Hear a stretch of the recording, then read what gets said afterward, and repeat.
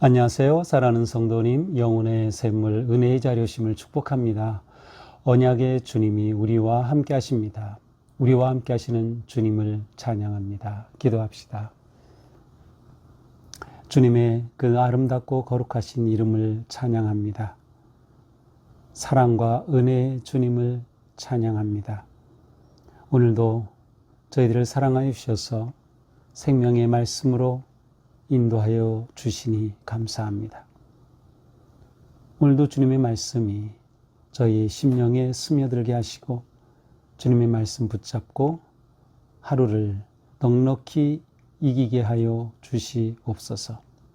우리의 삶의 환경과 많은 문제와 일들이 있지만 우리가 그것에 매몰되지 아니하고 오직 주님만을 의지하고 바라보며 담대히 나아갈 수 있도록 오늘도 말씀으로 지혜와 용기와 믿음을 더하여 주시옵소서. 예수님 이름으로 기도합니다. 아멘. 오늘 말씀은 창세기 6장 1절에서 22절입니다. 사람이 땅 위에 번성하기 시작할 때에 그들에게서 딸들이 나니 하나님의 아들들이 사람의 딸들의 아름다움을 보고 자기들이 좋아하는 모든 여자를 아내로 삼는지라. 여호와께서 이르시되 나의 영이 영원히 사람과 함께하지 아니하리니 이는 그들이 육신이 됨이라. 그러나 그들의 날은 120년이 되리라 하시니라. 당시의 땅에는 네피림이 있었고 그 후에도 하나님의 아들들이 사람의 딸들에게로 들어와 자식을 낳았으니 그들은 용사라. 고대의 명성이 있는 사람들이었더라. 여호와께서 사람의 죄악이 세상에 가득함과 그의 마음으로 생각하는 모든 계획이 항상 악할 뿐임을 보시고 땅 위에 사람 지으셨음을 한탄하사 마음에 근심하시고 이르시되 내가 창조한 사람을 내가 지면에서 쓸어버리되 사람으로부터 가축과 기는 것과 공중의 새까지 그리하리니 이는 내가 그것들을 지었음을 한탄함이니라 하시니라. 그러나 노아는 여호와께 은혜를 입었더라. 이것이 노아의 족본이라. 노아는 의인이요 당대의 완전한 자라. 그는 하나님과 동행하였으며 세 아들을 낳았으니 셈과 함과 야벳이라. 그때에 온 땅이 하나님 앞에 부패하여 포악함이 땅에 가득한지라. 하나님이 보신즉 땅이 부패하였으니 이는 땅에서 모든 혈육 있는 자의 행위가 부패함이었더라. 하나님이 노아에게 이르시되 모든 혈육 있는 자의 포악함이 땅에 가득하므로 그 끝날이 내 앞에 이르렀으니 내가 그들을 땅과 함께 멸하리라. 너는 고페르 나무로 너를 위하여 방주를 만들되 그 안에 칸들을 막고 역청을 그 안팎에 칠하라. 네가 만들 방주는 이러하니 그 길이는 300규빗, 너비는 50규빗, 높이는 30규빗이라. 거기에 창을 내되 위에서부터 한 규빗에 내고 그 문은 옆으로 내고 상중하 3층으로 할지니라. 내가 홍수를 땅에 일으켜 무릇 생명의 기운이 있는 모든 육체를 천하에서 멸절하리니 땅에 있는 것들이 다 죽으리라. 그러나 너와는 내가 내 언약을 세우리니 너는 내 아들들과 내 아내와 내 며느리들과 함께 그 방주로 들어가고 혈육 있는 모든 생물들을 너는 각기 암수 한 쌍씩 방주로 이끌어들여 너와 함께 생명을 보존하게 하되 새가 그 종류대로 가축이 그 종류대로 땅에 기는 모든 것이 그 종류대로 각기 둘씩 4개로 나오리니 그 생명을 보존하게 하라. 너는 먹을 모든 양식을 4개로 가져다가 저축하라. 이것이 너와 그들의 먹을 것이 되리라. 노아가 그와 같이 하여 하나님이 자기에게 명하신 대로 다 준행하였더라. 아멘. 하나님께서 사람을 지으시고 그들에게 생육하고 번성하라고 복 주셨습니다. 오늘은 노아 시대에 들어서서 사람들이 번성하였음을 보여줍니다. 1절이죠. 사람이 땅 위에서 번성하기 시작할 때 하나님이 복을 주신 대로 비록 아담과 하와가 불순종하여 죄를 지었고 그리고 에덴에서 추방되었음에도 불구하고 그리고 하나님께서 그들에게 남자와 여자에게 각각 그들의 죄로 인한 고통을 더하셨지만 그럼에도 하나님의 복주심에 따라서 사람들이 땅에 번성합니다. 자, 그때 그들에게서 딸들이 나니, 자, 그들에게서 딸이 났다. 이건 이제 뒤에 구절을 읽은 후에 우리가 함께 보게 되는데요. 자, 하나님의 아들들이 사람의 딸들의 아름다움을 보고 자기들이 좋아하는 모든 여자를 아내로 삼는지라. 자, 지금 이 상황은 하나님의 아들들이 사람의 딸들의 아름다움을 보고 자기들이 좋아하는 모든 여자를 아내로 삼았다. 이것은 긍정적인 표현이 아니라 부정적인 의미의 표현입니다. 자, 자기들이 좋아하는 대로, 하나님의 뜻은 상관이 없어요. 자기들이 좋아하는 대로 여자를 택하고 아내로 삼아요. 그런데 누가 그렇게 합니까? 하나님의 아들들. 자, 하나님의 아들들에 대한 해석은 굉장히 많습니다. 이 부분은 굉장히 좀 어려운 그런 부분이기도 한데요. 자, 여러 가지 해석이 있어요. 첫째로는 하나님의 아들들을 경건한 아담의 그 자손 중에 세 번째 아들인 셋의 계보가 있었고 카인의 계보가 있었죠. 그런데 이 셋의 후손을 의미한다 라고 해석하는 것입니다. 그 다음에 사람의 딸들이라는 것은 가인의 계보의 딸들로 이렇게 해석하는 거예요. 그러니까 가인의 계보는 하나님의 저주받은, 그 다음에 셋의 계보는 하나님께서 택하시고 이어가실 그러한 후손이며 계보죠. 그런데 이렇게 경건해야 할 셋의 자손들, 아들들이 악한 가인의 계보에 있는 딸들을 아내로 삼았다. 이렇게 해석하는 거죠. 그럴듯한 해석이지만 사실 이것은 1절과 좀 위배됩니다. 왜냐하면 1절에서는 사람이 땅에서 번성하기 시작할 때 그들에게서 딸들이 나니, 그렇다면 그들은 카인을 의미하게 되는 거죠. 그러나 여기서 번성은 카인의 자손만 번성하는 게 아니죠. 아담의 셋의 계보에 따라서 번성하는 것이 하나님께서 복을 주신 것을 이루는 것이에요. 따라서 이것은 그럴듯하지만 또 받아들이기 어려운 경우입니다. 또 어떤 경우에는 하나님의 아들들을 반은 인간, 반은 하나님과 같은, 반은 인간이고 반은 신적인 존재 같은 어떤 그러한 특별한 존재로 해석하는 것이지만, 그래서 반신, 반인 이라고 보지만 이것도 역시 너무도 엉뚱한 해석입니다. 자, 또 다른 해석은 하나님의 아들들은 어떤 영적인 존재, 특별히 타락한 천사들로 보는 것이에요. 그래서 타락한 천사들이 인간의 아름다움에 와서 이 타락한 천사들이 이 여자들을 아내로 삼았다. 그러나 타락한 천사가 어떻게 인간을 아내로 삼을 수 있겠죠. 이것은 또 실제로 불가능한 그러한 일입니다. 천사가 타락했다 하더라도 그 천사가 어떻게 사람과 관계를 맺을 수 있는 게 아니기 때문이죠. 또 다른 해석, 저는 이제 이 해석을 이제 지지하는 그런 입장인데요. 그것은 바로 하나님의 아들들을, 이 하나님이라는 단어로 우리 성경에 번역되어 있지만 또한 이것은 신들의 아들들이라고도 번역이 가능한 단어입니다. 앞에서 우리가 그 처음에 하나님이라는 단어가 복수 형태로 되어 있다 그랬죠. 엘로힘이라는 단어의 복수 형태는 하나님의 그 크심과 하나님의 그 거룩하심, 신적 영광을 나타내기 위해 복수 형태를 사용한다라고 표현했어요. 그러니까 하나님이 복수라는 의미가 아니라, 물론 우리는 그 표현 속에서 성부, 성자, 성령, 하나님의 삼위일체의 어떤 관계된 것으로 해석하기도 하지만, 그러나 또한 이 엘로힘의 복수 형태는 신들이라고 많이 사용이 되었어요. 따라서 이것을 신의 아들들로 번역하는 것이죠.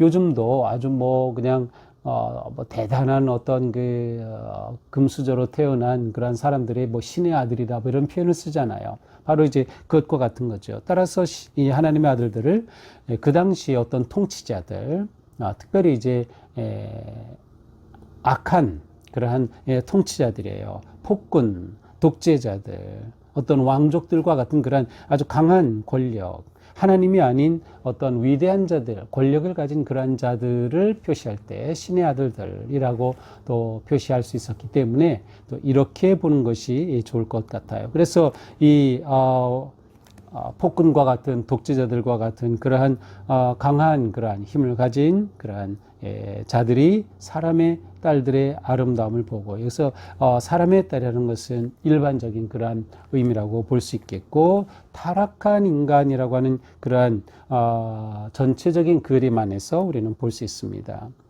자, 그러나 여기서 우리가 짚고 넘어가야 할 것은, 이것을 어떻게 해석하든 간에 이것이 의미하려는 것은 지금 이 다음에 이제 노아가 나오고, 노아의 시대의 상을 보여주면서 하나님이 심판하시는 그런 내용이 나오는데, 바로 이렇게 하나님께서 심판하실 수밖에 없는 그러한 죄악에 물든 상태가 어떻게 이렇게 형성이 되는가를 보여주기 위한 표현이다, 이렇게 보시면 좋을 것 같아요. 그래서 이것이 뭐 딱 이거냐 저거냐라기보다는 이렇게 하나님이 홍수로 심판하실 수밖에 없는 그러한 상황을 묘사하기 위해 이러한 표현이 사용되었다라고 보면 좋을 것 같습니다. 자, 이러한 때에 하나님께서 말씀하십니다. 나의 영이 영원히 사람과 함께 하지 아니하겠다. 이는 그들이 육신이 됩니다. 그들이 완전히 죄에 물든 그러한 육신이기 때문에 하나님께서 그들과 영원히 하지 않겠다. 그래서 어떻게 되셔요? 어떻게 말씀하셔요? 그들의 날은 120년이 되리라. 자, 그들의 수명은 120년이 되리라. 이러한 의미예요. 그들의 수명은 120년. 그러나 이것을 꼭 그들의 수명이라고 보지 않고 다르게 해석도 가능합니다. 이 120년을 이제 앞으로 나는 나의 영이 너희와 영원히 하지 않겠다. 이제 남은 것은 120년이다. 이러한 의미. 그렇다면 어쩌면 이것은 이후 120년이 되었을 때 노아의 홍수 사건이 일어난 것으로 이제 해석도 가능한 겁니다. 그러니까 120년 후에 홍수 멸망에 대한 예고의 말씀으로 볼 수 있는 것이죠. 아니면 노아가 이후에 이제 120년에 걸쳐서 방주를 지었다라고 또 보는 그러한 경우도 있습니다. 자, 이렇게 120년이 되리라. 실제로 인간 수명의 입장에서 볼 때 노아 홍수 이후에 인간의 수명은 급격하게 줄어듭니다. 인간의 수명은 완전히 줄어들고요. 앞에서는 뭐 900, 800 이건 보통이었잖아요. 그런데 노아 홍수 후에 인간의 수명은 정말로 완전히 줄어들어요. 그리고 이제 이후에 그 믿음의 조상들 가운데 이제 아브라함 같은 경우는 175세, 120세를 넘겼죠. 그 다음에 야곱도 140 몇 년이죠? 147년을 살았죠. 또 모세의 형이었던 아론은 123년을 살았어요. 그러나 모세는 딱 120년을 살았어요. 자, 여기 오늘 말씀처럼 120년이 되리라. 고 햇술 모세는 120년을 살았어요. 이후에 성경의 기록에서 120세를 넘긴 사람은 나오질 않아요. 그래서 어떤 이러한 뭔가 120년이라고 하는 것이 인간의 수명과도 관계된, 그리고 실제로 구약에 진행되는 내용 속에서 노아의 홍수를 기점으로 인간 수명이 이렇게 제한되어 가는 것을 볼 수도 있습니다. 자, 당시에 4절 땅에 있는 네피림이 있었고, 네피림은 어떤 종족 혈족으로 보기보다는 그냥 거대한, 네피림이 이제 거대하다, 또 거인, 뭐 장대한 이런 의미거든요. 그래서 어떤 그러한 거인에 대한 호칭으로 보는 것이 더 좋을 것 같아요. 이제 앞에 네피림이라고 하는 것이 나오지만 이미 노아의 홍수 때에는 다 이제 멸망당하게 되는 것이죠. 자, 이 네피림이 있었고 하나님의 아들들이 사람의 딸들에게로 와서 자식을 낳았으니 그들은 용사라 고대 명성 있는 사람들이었더라. 자, 5절 여호와께서 사람의 죄악이 세상에 가득함과 마음으로 생각하는 모든 계획이 항상 악할 뿐임을 보시고, 이 세상이 번성하였지만 죄악이 가득한 세상이 된 겁니다. 그래서 죄악이 가득하니 뭐예요? 생각하는 게 다 악해요. 계획이 다 악한 것이죠. 죄의 지배 아래에 인간이 들어가게 됨으로 인해 이와 같은 일들이 생기는 것입니다. 나 중심이 되는 거죠. 모든 것이 악할 뿐이에요. 하나님의 계획, 하나님의 마음, 아무 생각이 없는 것이죠. 그래서 6절 하나님께서 세상을 사람은 지으셨음을 한탄하시고 근심하셨어요. 자, 민수기 23장에 보면 하나님은 후회하심이 없다 그랬어요. 그런데 여기서 하나님이 한탄하시고 근심하셨다.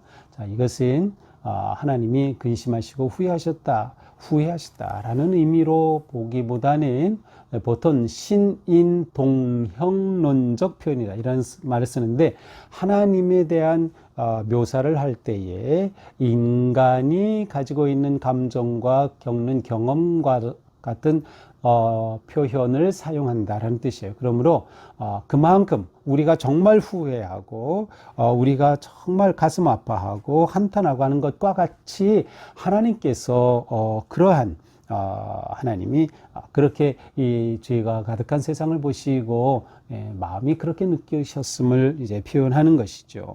이르시되 내가 창조한 사람을 지면에서 쓸어버리겠다. 가축 기는 것 공중의 새 다 그렇게 하겠다. 자, 하나님이 심판하시겠다고 작정하셨습니다. 그러나 8절 노아는 하나님의 은혜를 입었다. 자, 하나님의 심판의 계획 속에 노아는 하나님의 은혜를 입었어요. 은혜를 입었다는 것은 사랑을 받았다는 뜻이에요. 자, 어떻게 노아가 은혜를 입었을까요? 9절입니다. 노아의 족보가 나오는데 노아는 의인이다. 당대 완전한 자라 하나님과 동행하였다. 자, 이것이 노아가 은혜를 입은 이유입니다. 왜? 그는 하나님 앞에 의로웠어요. 그는 완전했어요. 완전하다는 것은 흠없는 삶을 살았다는 뜻이에요. 그는 하나님과 동행하였다. 이게 중요하죠. 우리 어제 본문에서 누가 동행했어요? 에녹이 동행했죠. 노아도 하나님과 동행했어요. 이 하나님과 동행이란 표현이 너무도 귀한 거죠. 어떻게 노아가 하나님과 동행했을까요? 그렇죠. 하나님의 뜻을 따른 거죠. 하나님과 뜻이 다르다면 동행이 불가능하죠. 하나님께서 원하시는 길을 걸은 거죠. 그렇지 않으면 동행이 불가능하죠. 하나님을 바라봤던 거예요. 그러한 삶이었기에 그는 의인이다라는 인정을 받게 된 거죠. 의인이라고 하는 개념 속에는 그는 순종하는 사람이었다라는 뜻이고요. 또한 그 속에는 그는 옳은 사람, 있어 옳다는 것에 특별히 신앙적으로 관계되는 것은 하나님을 예배하는 사람이라는 의미가 담겨 있어요. 그러니까 하나님을 예배하는 그런 옳은 자, 순종하는 자였어요. 실제로 나중에 오늘 본문 뒤에도 보면 그는 준행하였다. 완전히 순종하죠. 그래서 그는 의인이라 칭함을 받는 거죠. 이러한 노아의 모습은 세상의 모습과는 구별되는 것입니다. 앞에 나온 그렇게 죄악이 가득한 세상과는 구별되는 것이에요. 이 노아에게는 세 아들이 있었어요. 셈, 함, 야벳이 있었습니다. 이렇게 노아가 자녀를 낳고 살던 그 시대에 어떠한 땅, 11절, 온 땅이 하나님 앞에 부패하여 포악함이 가득하였다. 이것이 노아가 살았던 환경입니다. 그러므로 여기서 우리가 무엇을 봐야 돼요? 노아가 살았던 시대의 환경은 이처럼 죄가 가득한 시대였다. 행위가 부패한 시대였다. 땅이 부패한 땅. 인간이 부패하면 땅이 부패해요. 인간이 탐욕에 빠지면 세상이 파괴되는 거죠. 자연이 파괴돼요. 생태계가 파괴되죠. 인간이 문제예요, 인간이. 노아 때 이미 이와 같이 인간이 부패하고 땅이 부패하는 그러한 상황이, 이것이 노아가 살았던 삶의 환경. 그러나 노아는 어때요? 환경에 묻히지 않은 거예요. 환경에 끌리지 않은 거예요. 그는 의롭고 하나님 앞에 완전한 자로 하나님과 동행한 사람이었어요.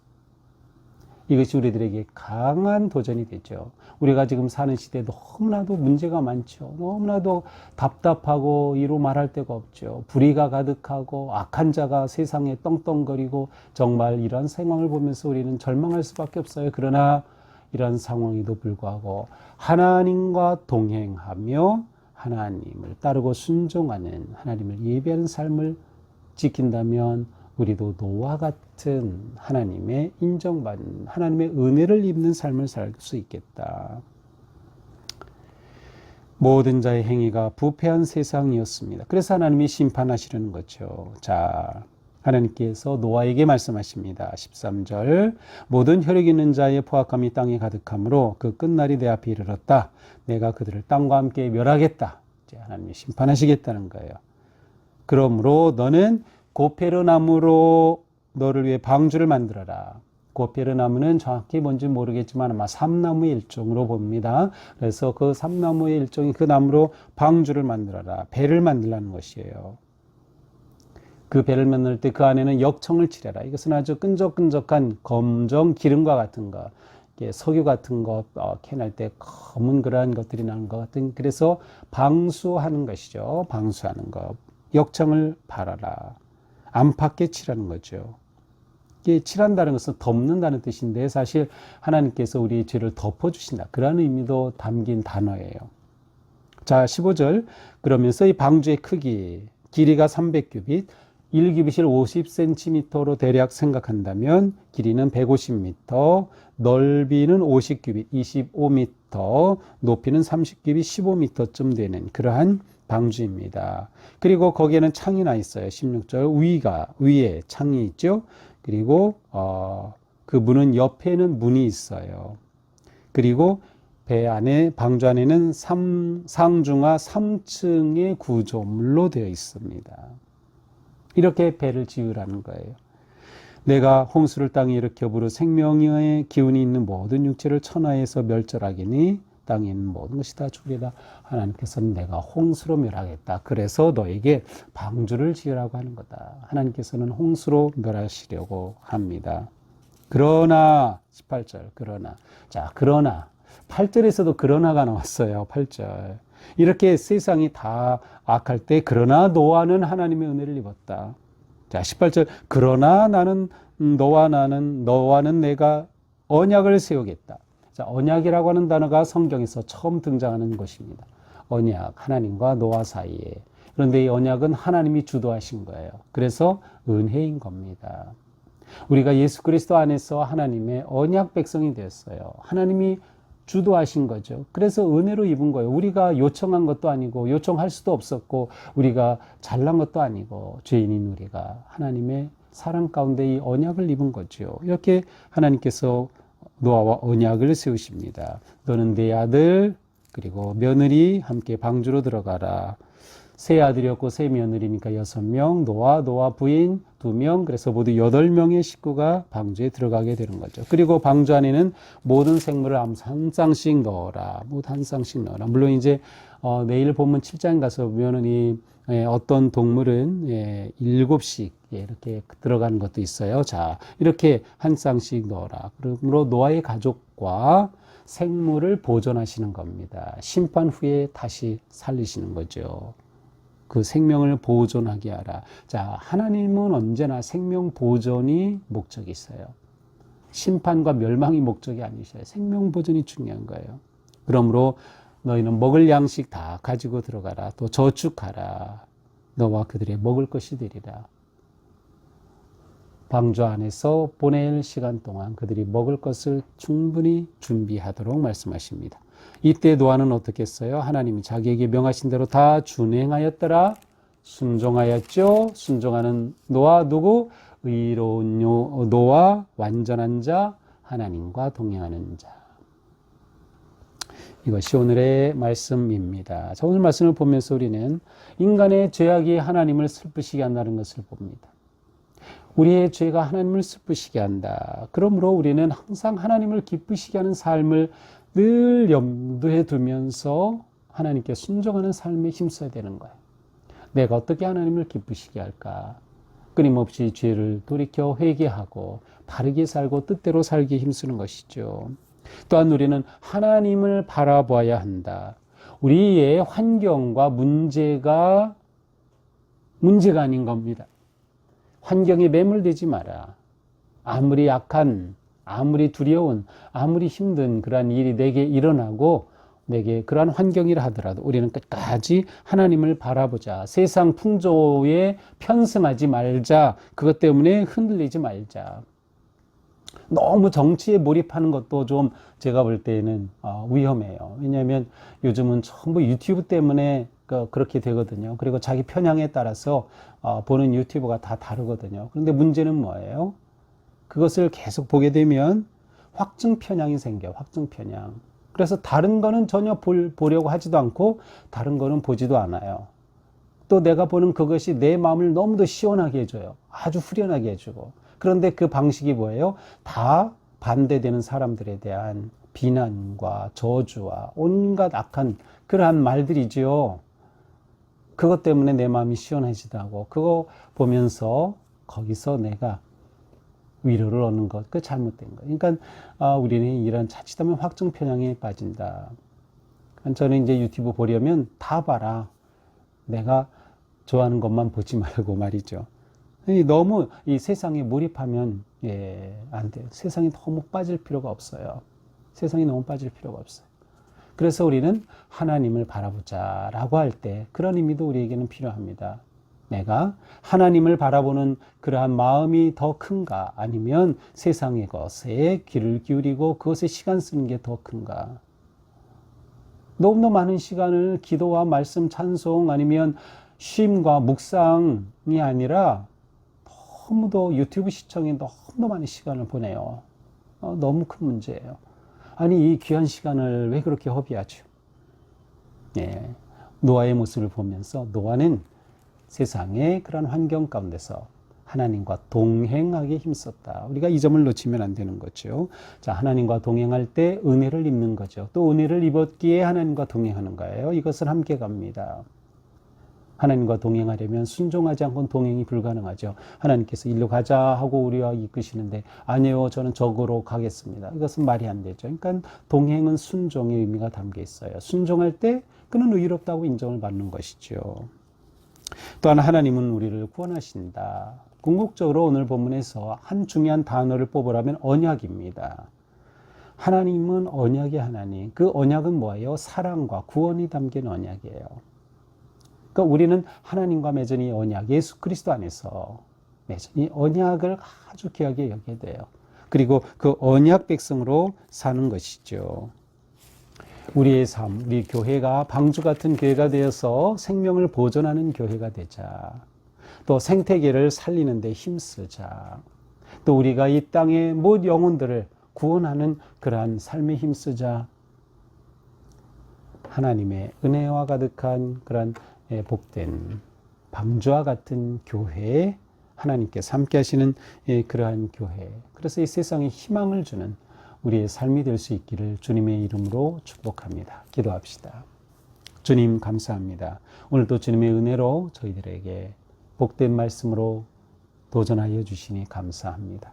저희도 노아와 같이 비록 세상이 불의하고 악하고 온갖 문제와 고난이 가득하다 하더라도 하나님 보기를 멈추지 않고 시선을 하나님께 고정하고 하나님만 바라보고 하나님의 뜻에 순종하며 믿음으로 승리하는 저희가 되게 하옵소서.